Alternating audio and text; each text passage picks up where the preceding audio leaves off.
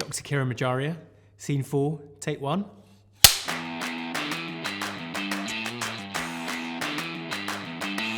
I recently bought a house, and there are so many things I didn't know about buying a house as a doctor that I wish I knew sooner.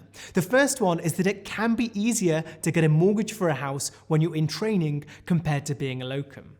A mortgage is a bank lending you money for a house because they know you have a regular income and a contract, so they know how much money you're going to be earning.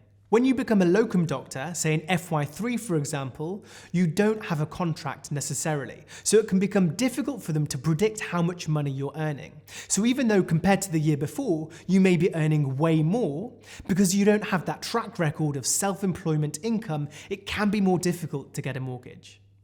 In my FY3 year, I had a great time, locuming as a doctor, travelling the world, but when I returned from this big travelling trip and tried to get a mortgage, this gap in my employment was actually looked on unfavourably. The most hassle-free way of getting a mortgage and seeing what you're eligible for is actually by using a mortgage broker. They help look for mortgages that you're suitable for, they help build and submit your application and make the whole process way easier.